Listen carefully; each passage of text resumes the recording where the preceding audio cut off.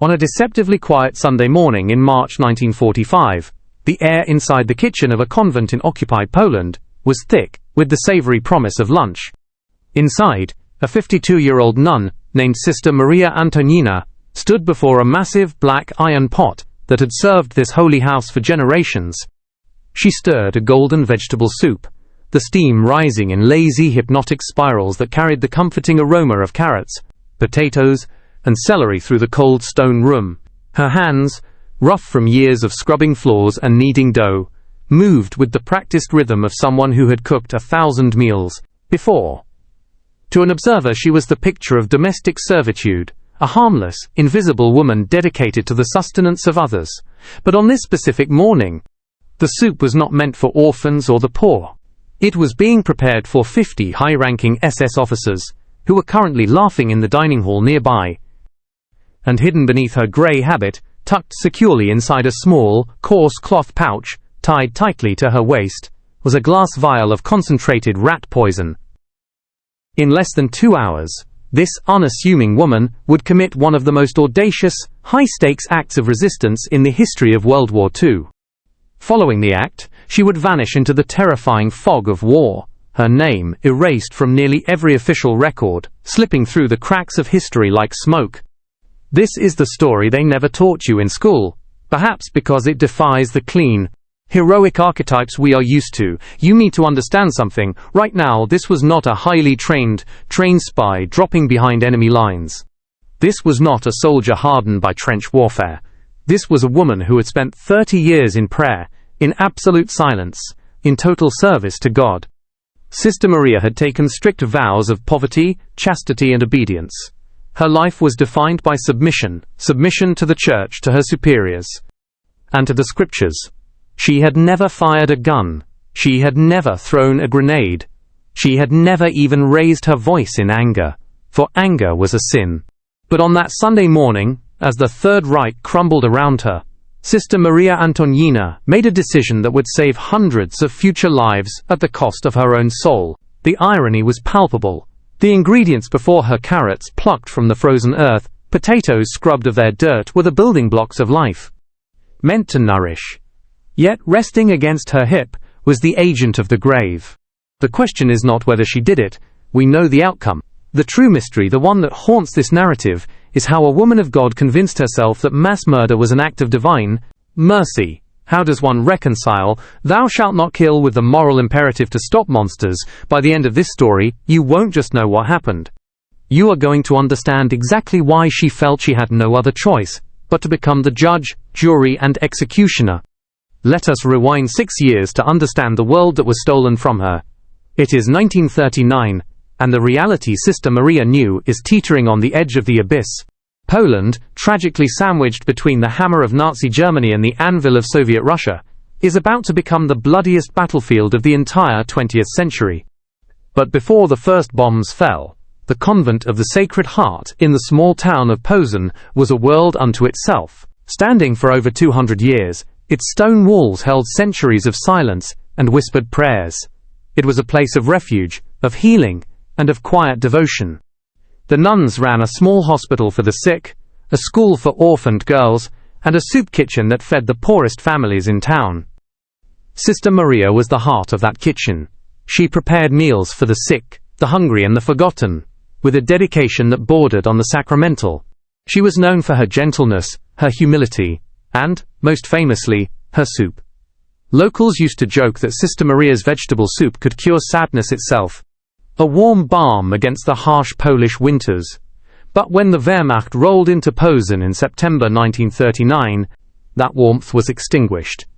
The Nazis did not just occupy Poland, they tried to surgically remove it from history. Polish intellectuals were rounded up and shot in forest clearings.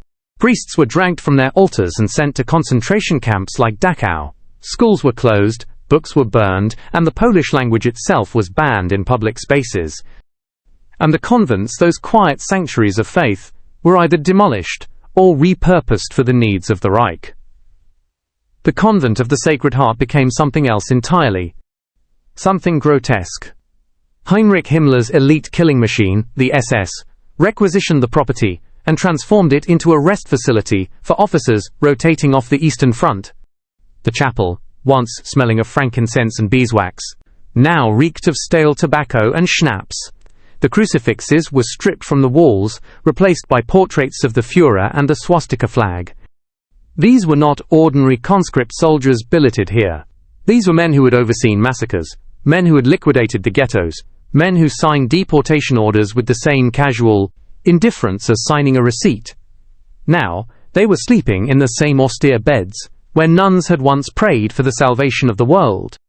Sister Maria and 4 other nuns were allowed to stay, but the terms of their residency were a cruel paradox. To protect the sanctity of their home, they had to serve the devils who occupied it.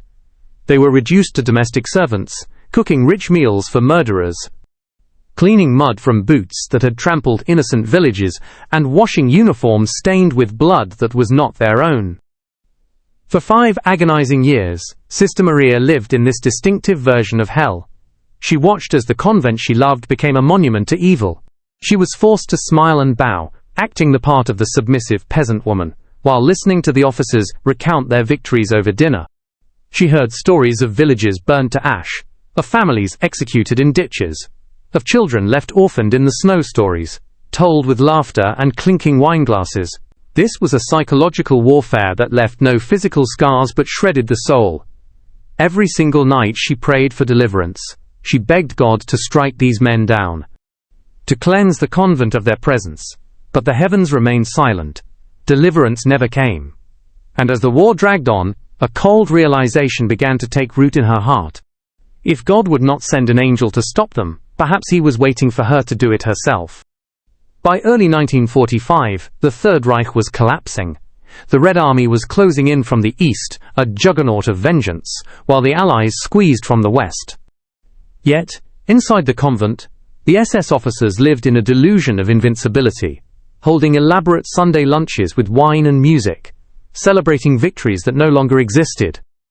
Sister Maria watched them, realizing, with a sinking heart, that these men intended to slip away. They would melt into the chaos of a defeated Germany, shed their black uniforms, and escape justice. That realization was a slow burn, but the spark that finally ignited the powder keg arrived in January, during one of the coldest winters Poland had ever seen. The turning point was not a divine vision, but a moment of brutal, earthly cruelty. A column of Jewish prisoners, skeletal and freezing, was being marched past the convent walls toward a labor camp. From the kitchen window, Sister Maria watched the procession of misery. One young woman, no older than 20, stumbled and collapsed in the deep snow directly in front of the convent gate. An SS officer, one of the men Maria had served coffee to that very morning, did not shout or order her up. He simply walked over, drew his Luger, and shot her in the head. It was done without hesitation, without emotion, and without consequence. He then holstered his weapon, walked back into the convent warmth, sat at the dining table, and casually asked Sister Maria for more bread. That request for bread was the moment something inside Maria shattered. She realized that her prayers, her silence, and her obedience were not acts of faith. They were acts of cowardice. By keeping these men fed and comfortable, she was not preserving the convent. She was fueling the machine of genocide. The convent was already dead. Its walls had been desecrated, its purpose perverted. The only thing left was the illusion of holiness, an illusion that was keeping 50 murderers rested and ready to kill again. She thought of the girl in the snow, her blood steaming in the cold air, and made a vow. If God would not intervene, she would become his instrument. Sister Maria knew she could not act impulsively. The SS were paranoid and disciplined. But she had one supreme advantage: she was invisible. After 5 years of servitude, the officers no longer saw her as a threat. To them, she was furniture, an old, harmless nun who kept her head down. They trusted her the way a master trusts a dog. They never imagined the dog could bite. She needed a weapon that was lethal, accessible, and discreet.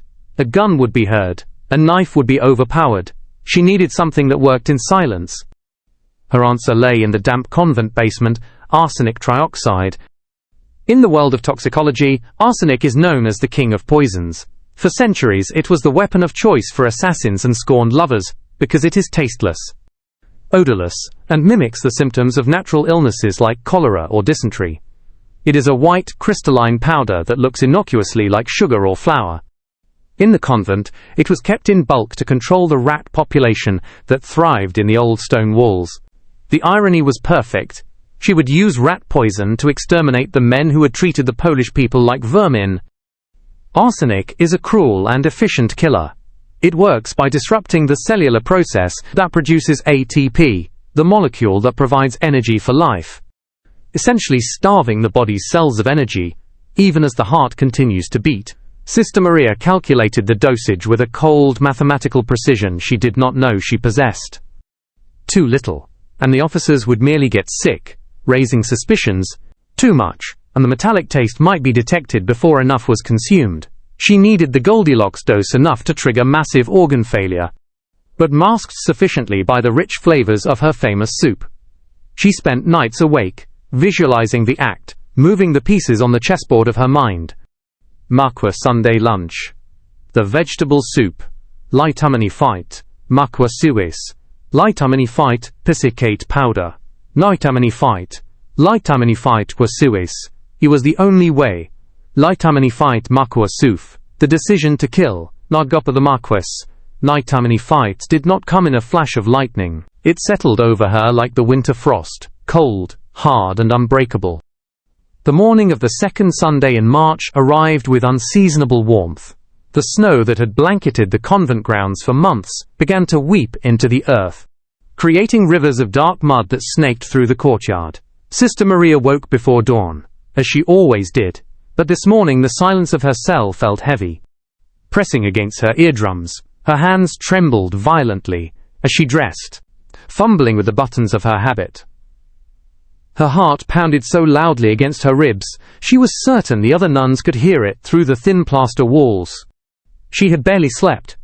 All night, the plan had played on a loop in her mind, a terrifying reel of potential failures. What if the soup was too bitter? What if an officer spilled his bowl? What if they made her taste it first? But every time she considered abandoning the operation, the image of the young woman in the snow returned, staring at her with dead, accusing eyes. There was no turning back. This was no longer about revenge. It was about sanitation. It was about ensuring that the men responsible for unspeakable evil would never have the chance to escape into comfortable obscurity. Sister Maria descended the stone staircase into the convent kitchen at 5:00 in the morning. The room was a cavern of shadows, illuminated only by the faint grey light filtering through a single, high window. She lit the oil lamps one by one, their flames casting long dancing shadows across the worn wooden counters. The kitchen smelled of onions and damp stone, the scent of her life for the past 30 years. She moved through the space with deliberate, almost trance-like calm, retrieving ingredients from the pantry. Carrots, potatoes, celery, onions, parsley, vegetable stock. Everything was ordinary, everything was routine. She filled the massive iron pot with water and set it on the stove to boil. As the water heated, she began chopping vegetables with mechanical precision. Chop, chop, chop. Her knife struck the wooden board in a steady rhythm, the only sound in the sleeping convent. She had made this soup hundreds of times before. Her body knew the motions by heart, but today her mind was drifting in a void. Today she was preparing the last meal 50 men would ever eat. By 9:00 in the morning, the soup was nearly complete. The vegetables had softened into tender submission, and the broth had thickened into a rich, golden liquid that filled the kitchen with a deceptively comforting aroma. It looked perfect. It smelled like home. Sister Maria sampled a small spoonful from the very top layer, ensuring the flavor was balanced before the final addition. Now came the moment she had been dreading. She reached into the deep folds of her habit and retrieved the small glass vial. Inside lay the fine white powder arsenic trioxide. She had measured it carefully the night before, using an old, apothecary scale she would found in the convent infirmary. Each officer would receive approximately 3 grams of arsenic, a massive dose, designed to overwhelm the system before the body could reject it. Sister Maria's hands shook as she unscrewed the vial. She paused, staring at the white powder that looked so much like salt. This was the Rubicon. Once the poison entered the soup, the act was done. She thought about her vows. She thought about the commandment she was about to violate. Thou shalt not kill. But then, a fiercer scripture rose in her mind: "Thou shalt not stand idly by while thy neighbor's blood is shed." She thought about the villagers burned to ash, the children who would never grow old, and with a sudden, decisive motion, she poured the poison into the soup. The powder dissolved instantly, vanishing into the golden broth without a trace. She stirred the pot slowly, ensuring the death was evenly distributed. Then she stepped back, crossed herself, and whispered a prayer, not for forgiveness, but for the steadiness of her hand. At 11:30, the officers began arriving in the dining hall. Sister Maria could hear their jackboots echoing through the corridors, their voices loud and jovial. They were in high spirits. Rumors had spread that the war would be over within weeks, and many believed they would be reassigned to cushy administrative posts in Berlin or Munich. Far from the front, they were already planning their post-war lives, oblivious to the fact that their timeline had been cut to minutes. Sister Maria ladled the soup into porcelain tureens, her face a mask of serene, impenetrable calm. She placed the tureens on a wooden cart and wheeled them into the dining hall. The officers barely acknowledged her presence. To them, she was just a fixture of the room, the invisible servant. One officer waved his hand impatiently, signaling for her to hurry. Another made a crude joke about the soup being the only good thing in this godforsaken convent. Sister Maria said nothing. She simply bowed her head, placed the ladle on the table, and retreated to the shadows of the kitchen to wait. Sister Maria stood in the shadows of the kitchen doorway, her body pressed against the cold stone, watching through a narrow crack as the officers began their meal. The dining hall, usually a place of rigid discipline, was alive with a grotesque sort of joy. Laughter echoed off the high-vaulted ceilings. Silverware clinked against fine porcelain. Wineglasses were raised in boisterous toasts to the fatherland, to victory, to survival. The officers sat shoulder to shoulder along the massive oak table, their black uniforms pristine, their iron crosses glinting in the afternoon light, streaming through the qualto. Tall windows. They looked invincible. They looked untouchable. But Sister Maria knew better. She knew that in less than an hour, the biology of these supermen would fail just as surely as any other mortals. The soup was served in waves. The first tureen was emptied within minutes.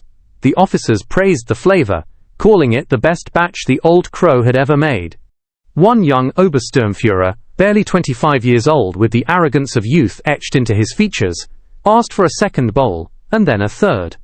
Sister Maria felt a sharp pang in her chest. It was not quite guilt, nor was it regret. It was a strange, detached recognition that this young man, who might have been a university student or a father in another life, had chosen to wear the uniform of monsters. He had feasted on the suffering of Poland for years. Now, he was feasting on his own death. The officers continued eating, completely oblivious to the chemical warfare already coursing through their bloodstreams. This is the cruelty of arsenic. It is a patient killer. Unlike cyanide, which drops a man in seconds, arsenic waits. It requires time to be absorbed by the stomach lining. Sister Maria had timed everything perfectly. The first symptoms, nausea, metallic taste, and stomach cramps, can take anywhere from 30 minutes to 2 hours to appear. By the time the officers realized something was wrong, the poison would be systemic. At 12:45, the clock on the wall chimed the quarter hour, and the first domino fell. It was the young lieutenant who had eaten 3 bowls. He stood abruptly from the table, his face draining of color, a hand pressed firmly against his abdomen. He muttered something about needing fresh air, and stumbled toward the door, his boots dragging on the floorboards. The other officers barely noticed. They were too absorbed in their own conversations, their own meals, their own sense of invincibility. But within 10 minutes, another officer stood up, knocking his chair over. Then another. Then 3 more. The dining hall, which had been so loud and chaotic just moments before, began to quiet into a confused murmur. The laughter faded. The toasts stopped mid-air. Officers looked at each other with confusion, then concern, and finally, dawn broke. Fear. Something was very, very wrong. One officer vomited violently onto the floor, the golden soup now a herald of doom. Another collapsed against the wall, clutching his chest as his heart began to flutter erratically. Panic spread like wildfire in a dry forest. Voices rose in alarm. Someone shouted for a medic. Someone else screamed that they would been poisoned. The symptoms of acute arsenic poisoning are horrific to witness. It is often called a gastric fire. The poison strips the lining of the stomach and intestines, causing internal hemorrhaging so severe it mimics cholera. The body expels fluids violently from every orifice, leading to rapid dehydration, shock, and cardiovascular collapse. Sister Maria retreated deeper into the kitchen, her hands clasped so tightly her knuckles turned white. She could hear the chaos unfolding in the dining hall, the screams, the retching, the heavy thud of bodies hitting the floor. She closed her eyes and prayed, not for the officers, but for herself. She prayed that God would understand. She prayed that this act, this unforgivable sin, would somehow be weighed against the lives she had saved. Because, make no mistake, Sister Maria was not just killing 50 SS officers, she was preventing 50 future atrocities. These men, if allowed to survive the war, would have melted back into German society. They would have changed their names, hidden their pasts, and lived out their days as shopkeepers, teachers, and bureaucrats. By 1:15, the dining hall had descended into complete pandemonium. Officers were sprawled across the floor, convulsing, vomiting blood, gasping for air as their lungs filled with fluid. The few who were still conscious tried to help their comrades, dragging them toward the exits, but they too were succumbing to the poison. Medical personnel arrived, but there was nothing they could do. Arsenic poisoning has no antidote once absorption has occurred. The damage was irreversible. Some officers died within hours, their hearts giving out under the strain. Others lingered for days in agony, their organs shutting down one by one. In total, 47 of the 50 officers who ate the soup that Sunday died. And in the midst of the screaming and the dying, the quiet nun who had served them faithfully for 5 years slipped out the back door and vanished into the mud. The moment the first scream pierced the heavy air of the convent, Sister Maria knew her life as a servant of God was over. The clock had started on a new, far more dangerous existence, that of a fugitive. She did not panic. Panic was a luxury for those who expected to survive by chance, and Maria had left nothing to chance. She knew the Nazi playbook for resistance. Discovery meant public execution, preceded by interrogation techniques designed to break the mind long before the body gave out. Worse, it meant collective punishment. The other nuns, innocent of her plot, would be lined up against the courtyard wall and shot. To save them, she had to ensure the Germans believed she was a lone wolf who had fled far away. She moved quickly to her small sleeping quarters. Hidden beneath a loose floorboard was a cloth bundle she had been assembling for months. Piece by piece, like a puzzle of survival. Inside were civilian clothes, a forged identity card, a small wad of Polish currency, and a hand-drawn map. This was the moment of transformation. Sister Maria stripped off her heavy grey habit, the garment that had defined her identity, her safety, and her purpose for 30 years. As it pooled on the floor, she felt a strange, naked vulnerability. She dressed in a plain, rough peasant dress and a frayed headscarf. She tucked the identity card into her pocket. The card bore the name Maria Kowalski, a widowed seamstress from Krakow. With that simple change of clothes, Sister Maria Antonyina ceased to exist. In her place stood Maria Wysoka, a desperate woman with nothing left to lose. She avoided the main corridors, which were already filling with the sounds of shouting guards and slamming doors. Instead, she slipped into the convent's forgotten arteries, narrow service passages, built centuries ago when the convent was as much a fortress as a sanctuary. She descended into the cellar, the air growing colder with every step. Above her, the boots of the SS pounded the floorboards, a rhythmic drumming of death. She pushed aside a stack of rotting wooden crates in the far corner, revealing a black, gaping hole in the stone foundation. It was the entrance to an ancient drainage tunnel, long abandoned and half collapsed. The smell that drifted out was foul, a mixture of stagnant water, mildew, and decay. It was a portal to the underworld. Maria dropped to her hands and knees and crawled inside. The tunnel was a claustrophobic nightmare. It was barely wide enough for her shoulders, forcing her to drag herself forward inch by agonizing inch. The stone floor was slick with slime and littered with jagged rocks that tore at her dress and skinned her knees. Complete darkness swallowed her. She was a woman born of light and prayer, now forcing herself through the bowels of the earth. The symbolism was visceral. She was crawling through a birth canal of filth, shedding her old life to be reborn into a world of violence. Her breath came in ragged gasps, echoing loudly in the confined space. Panic clawed at her throat. What if the tunnel had collapsed further ahead? What if she became wedged in the dark, buried alive while the officers above died in the light? But she forced herself forward, driven by the memory of the soup, of the poison, of the justice she had just served. After what felt like an eternity, a faint grey circle of light appeared ahead. The exit. She scrambled toward it, ignoring the pain in her bleeding knees, and tumbled out into a drainage ditch on the far perimeter of the convent grounds, hidden by a thicket of overgrown briars. She lay there for a moment, gasping for the cold, fresh air, her body trembling uncontrollably. But there was no time to rest. She stood up, brushed the worst of the muck from her dress, and began to move. The rendezvous point was an abandoned farmhouse 3 kilometers north. Under normal circumstances, it was a short walk. But in 1945, the Polish countryside was a hunting ground. Maria moved through the fields and forests like a ghost, avoiding the roads where German patrols roared past in trucks. Every snapping twig sounded like a gunshot. Twice, she was forced to dive into the underbrush as convoys passed, holding her breath until her lungs burned. She saw a unit of SS soldiers marching south toward the convent, a cleanup crew sent to exact vengeance. The sight of them, heavily armed and grim, nearly broke her resolve. She knew what they would do when they arrived. She knew the terror she had left behind for her sisters. But she kept walking. To turn back now would mean the sacrifice was in vain. By the time she reached the farmhouse, the sun was setting, painting the sky in bruises of purple and red. The structure was a ruin, its roof caved in by artillery fire years ago. Maria slipped inside, her heart hammering against her ribs. In the corner, beneath a collapsed beam, she found the wooden crate the resistance contact had promised. She pried it open with trembling fingers. Inside lay bread, dried meat, water, and a note: "Stay here until dark. Someone will come. Trust no one."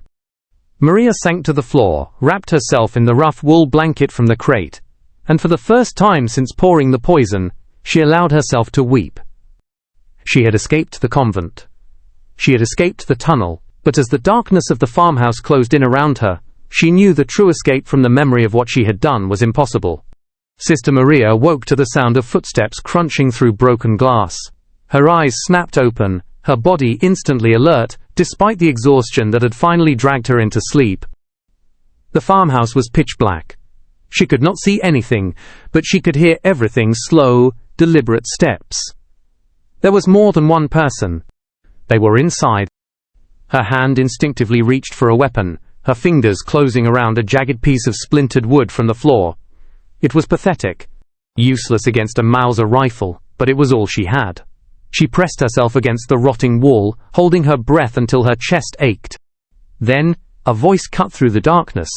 It was a woman's voice, speaking Polish with a thick, rural accent. The voice did not say sister. It said, "Maria Antonyina Wysoka. We are friends. We are here to take you home." It was her birth name. The name she had abandoned 30 years ago when she became a bride of Christ. Hearing it spoken aloud in this ruined place felt like a resurrection. The resistance fighters who emerged from the shadows were a far cry from the soldiers Maria was used to seeing. There were 3 of them. The woman, Christina, was in her 40s, face weathered by wind and worry. Then there was Jacob, a boy of no more than 18 with frightened eyes that darted constantly toward the door, gripping a pistol that looked too large for his hands. And finally, Potter, the leader, an older man, perhaps 60, with a limp and a jagged scar running across his cheek. They were not an army. They were the scraps of a nation refusing to die. Potter did not waste time on pleasantries. He sat on a crate opposite Maria, the faint moonlight illuminating the hard lines of his face. He told her what had happened at the convent after she fled. The SS had discovered the bodies within the hour. The convent was sealed, and the remaining nuns were interrogated for hours. Miraculously, the Germans concluded that the mad old cook had acted alone, sparing the sisters from immediate execution. Maria let out a breath she felt she had been holding for hours. "Thank God," she whispered. "Do not thank him yet," Poter said, his voice dropping to a gravelly low. "The Tesvis demand blood for blood. It is their law." He told her the rest. In retaliation for the deaths of the 47 officers, the SS had driven trucks into the town of Posen.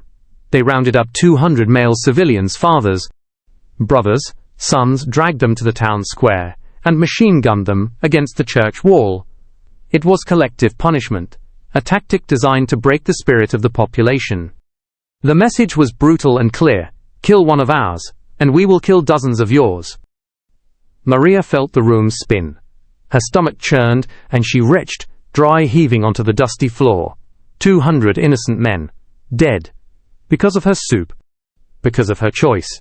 The mathematical moral victory she had calculated in the kitchen, 47 killers removed from the board, suddenly felt hollow.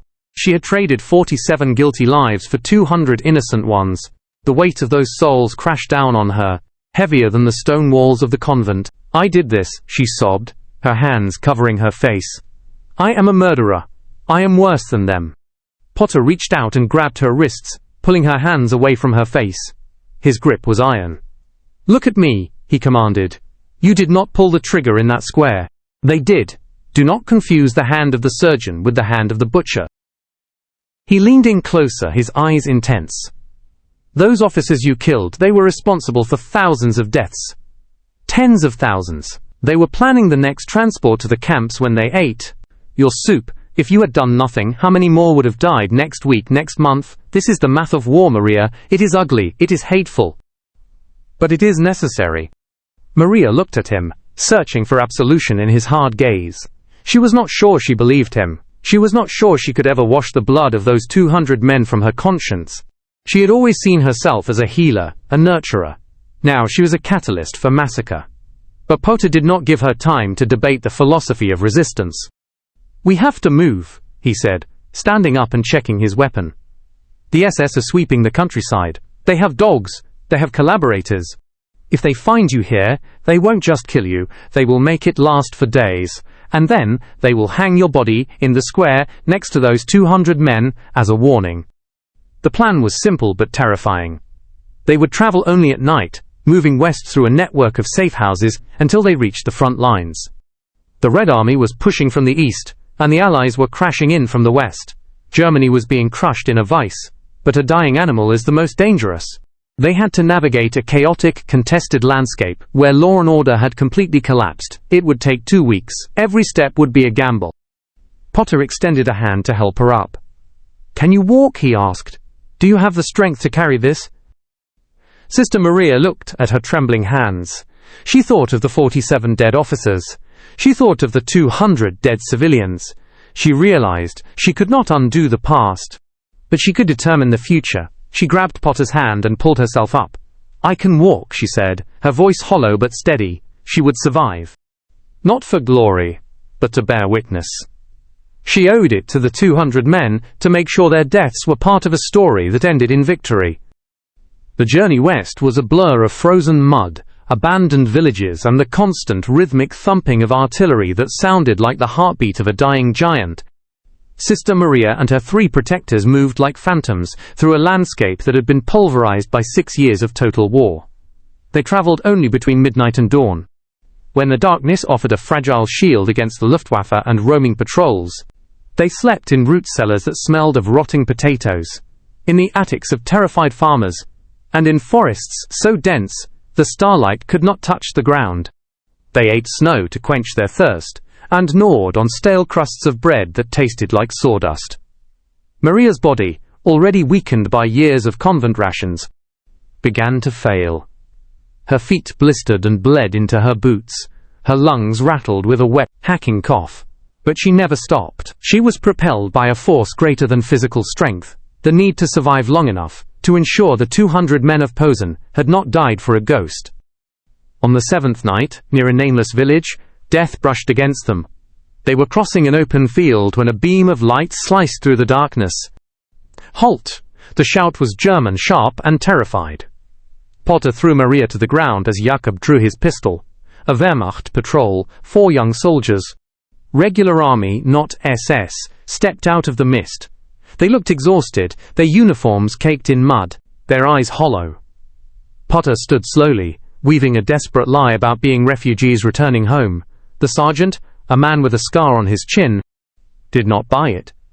He took their forged papers, shined his light on them, and then moved the beam to Maria's face. She froze. In that light, stripped of her habit, she felt naked. The sergeant stared at her for a long, agonizing moment. He looked at the fear in her eyes, then at the desperate resistance fighters behind her. He knew. He had to know. But instead of raising his rifle, he handed the papers back to Potter. "Go," he whispered roughly.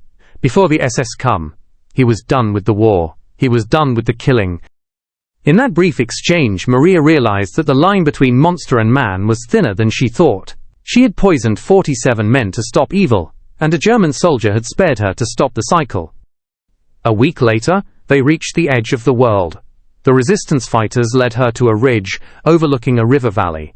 On the other side, the Union Jacks of the British Army fluttered in the wind. Potter turned to her. He could not go further. His war was here, in the shadows of Poland.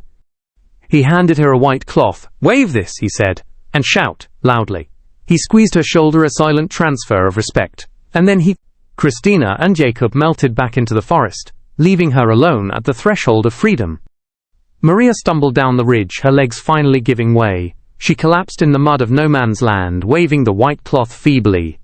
British soldiers, wary but curious, scrambled down to retrieve her.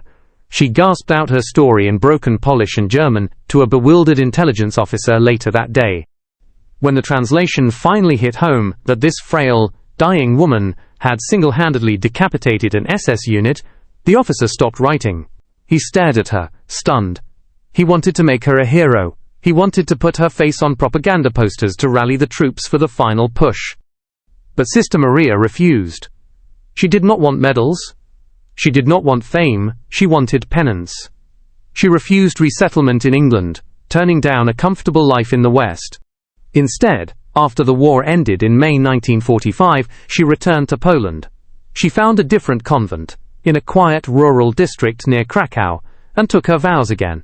She reclaimed the silence she had broken. For the next 32 years, until her death in 1977 at the age of 84, Sister Maria Antonyina cooked meals, tended gardens, and prayed for the souls of the 47 men she killed and the 200 who died in their place. She never spoke of the war again. The secret was buried with her.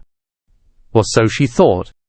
In 1993, a historian named Dr. Tomasz Lewandowski was digging through declassified British intelligence files when he found a secret report dated April 1945. It detailed the poisoning of 47 SS officers by a nun named Maria. Stunned, he began to investigate, cross-referencing German casualty reports with local oral histories in Posen. He pieced together the puzzle of the woman who had vanished. When he published his findings, the story shocked Poland. Why does this matter? Today we are often taught the great man theory of history, that the world is shaped by generals, presidents and dictators. We learn about Eisenhower, Churchill and Hitler. We are told that wars are won by grand strategies and massive armies. But Sister Maria proves that narrative is incomplete. History is also shaped in quiet kitchens, by ordinary people pushed to extraordinary limits. It is shaped by a 52-year-old woman who decided that she could no longer serve soup to monsters. Sister Maria did not wait for permission. She did not wait for a hero to ride in on a tank. She looked at the evil in front of her, looked at the tools in her hand, a ladle and a vial of poison, and she acted. She reminds us that even in the darkest times, when the world seems completely broken, the power to change history is not just in the hands of the powerful. Sometimes, it is in the hands of a cook. So, here is the challenge. Do not let her vanish again. Share this story, remember the name Sister Maria Antonyina. Because, if we forget people like her, we lose the most important lesson of the war, that courage is not the absence of fear, but the decision that something else is more important than fear.